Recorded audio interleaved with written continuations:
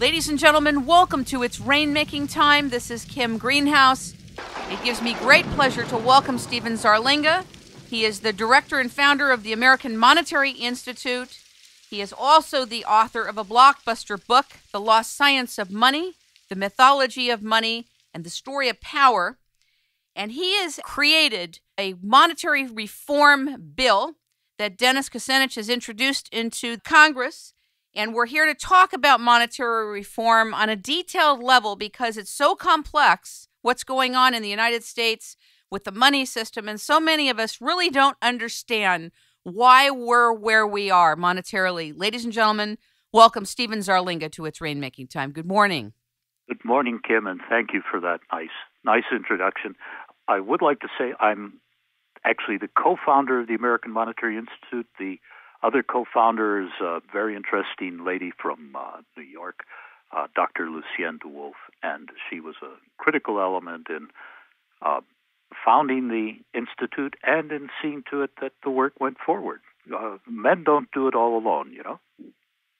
And the second thing, regarding the legislation that Congressman Kucinich has introduced last year, it is his legislation. He created it, and I would suggest that to get an idea of it, that people can go to our website and read the first 4 pages, which are there. Just the 4 pages. It's only 14 pages long compared to, you know, the thousands that Congressman Frank and Senator Dodd put through the House and Senate.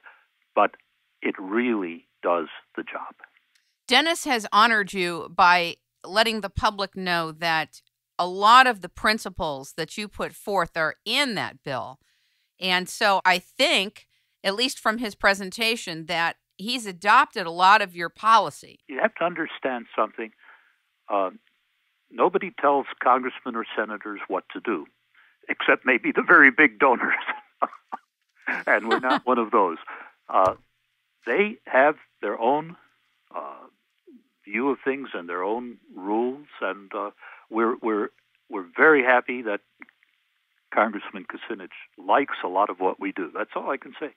But he is his own man. You have to understand that. You make a very clear distinction between the money power, the power to create money, and the banking power. And I was wondering if you could talk a little bit about that contextually. I can give you some background here. We're going to have a substantial amount of time. I can go into some of the background, which I think will be very, very helpful.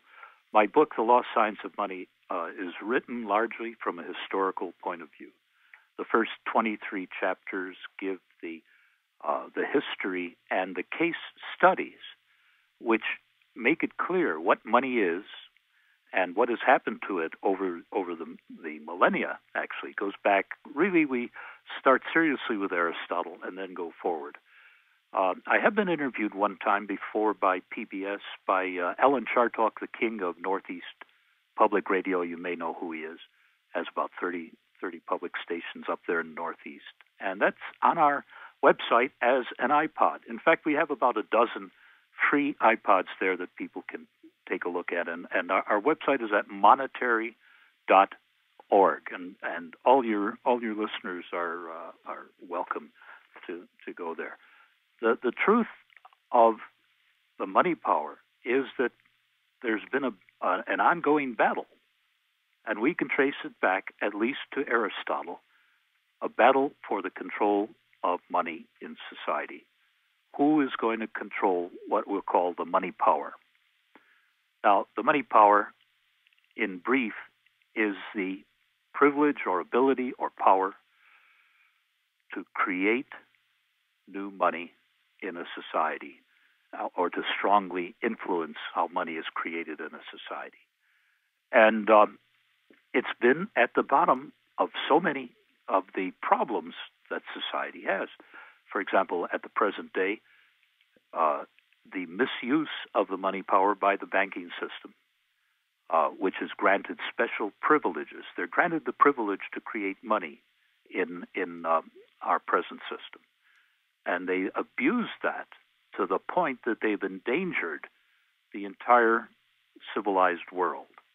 We had a situation where a couple of years ago it was heading down into total collapse, to a point where even those who are still employed would no longer be. That was a real threat there. And as usual, only action by government was able to save the situation. That's been a pretty constant feature in monetary history.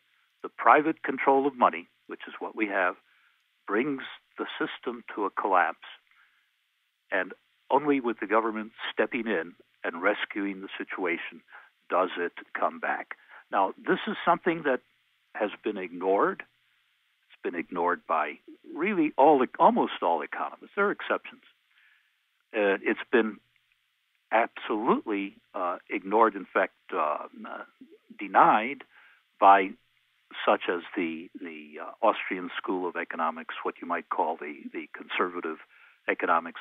But all economists share in the blame of the present system. What do you mean? What has been ignored exactly? What's been ignored is that private control over the money system always leads to disaster. Got it. There are some economists who have pointed that out. And then instead of actually attempting to fix the situation, to examine what it is that causes this system to break down periodically, they propose, oh, well, then we can do this. We can have some palliative or another, which, say, protects the unemployed temporarily. But they never will come forward with a real solution to fixing the system. Which is the ability to create money. The ability to create money is, for example, in our present system, how does new money come into creation, come into existence? Now, the public think and are allowed to think, or have been allowed to think until recently, that money is created by the government. It's not the case.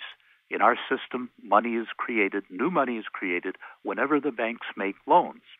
Now, people also have been allowed to think that the banks get a deposit from one person and pay them 3% interest and loan that money to another person and charge them 5% interest. That's what people think the system is, but that's not it at all. When a bank makes a loan, in essence, it's normally creating new money. Now, how can this happen? How can there be this much confusion? The confusion can exist because there are special interests that are deriving great power through control over the money system. To summarize it in one sentence, Kim, whoever controls the money power or the money system over time will control the society. Not every year, not every election, but over time, that's the way it will tend to work out. Therefore, this is such a huge question.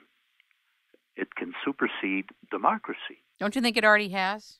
Well, not completely. In elements, yes. What do you think? I mean, we see so much power given to or held by those who are controlling the money, and this is seen in several different ways. One is in the reduction of government to a type of beggar status, where the government doesn't have the funding to do the things that people expect from government. And then you get a kind of anger against why isn't this happening, why isn't that happening? They've been defunded. At the same time, you see an incredible concentration of wealth into the hands of just a few people. In fact, I'd call it an obscene concentration of wealth. And it's even worse because those who are getting that wealth haven't done anything productive. They haven't done anything real and creative for humanity to get it. They become experts at manipulation, at a type of speculation, and their wealth has to be derived from the whole society. In other words, the society loses in order to generate those billions of dollars in profits for the